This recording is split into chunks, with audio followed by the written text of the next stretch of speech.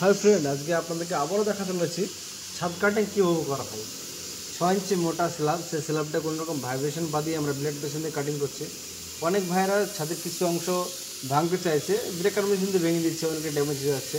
তো আমাদের কাছে সেটা হবে না, সম্পূর্ণ ব্লেড মেশিন দিয়ে ছাদটাকে আরপারভাবে কাটিং করবে। তো আপনারা ভিডিওটি শুরু থেকে শেষ পর্যন্ত অবশ্যই দেখবেন, নাহলে বুঝতে পারবেন না যে ছাদ কীভাবে কাটিং করা হচ্ছে। আপনারা নতুন সেটারিং করতে গেলে যেরকম ফিনিশিং হয়, সেটারিংয়ে চকটাতে একটু এবড়ো খেবড়ো হয়ে থাকে, কিন্তু ব্লেড মেশিন দিয়ে কাটিং করলে সেটাও থাকবে না, সম্পূর্ণ স্ট্রেটভাবে কাটিং করি আমরা। তো আপনারা দেখুন, দেখার পর ভালো লাগলে কন্ট্যাক্ট করবেন আমাদের সঙ্গে। আর ভিডিওটি কেমন হয়েছে কমেন্ট করে অবশ্যই জানাবেন। আমার সার্ভিস শুধুমাত্র ওয়েস্ট বেঙ্গলের মধ্যে থেকে, কারণ ওয়েস্ট বেঙ্গলের বাইরে আমার কোনো সার্ভিস নেই। তো দেখুন, কিছুক্ষণের মধ্যে স্ল্যাবটা কাটিং হয়ে গেছে। স্ল্যাবটা নিচে কীভাবে পড়বে দেখুন।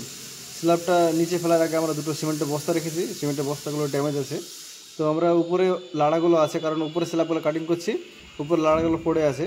এই গ্যাপটা কাটিং করার পর আমরা লাড়াগুলো এই গ্যাপ দিয়ে নামাবো, কারণ সিঁড়ি বয়ে আনতে অনেক সময় লেগে যাবে। তো দেখুন, স্ল্যাব কাটিং হয়ে গেছে, দেখুন সিমেন্টের বস্তার উপরে পড়েছে।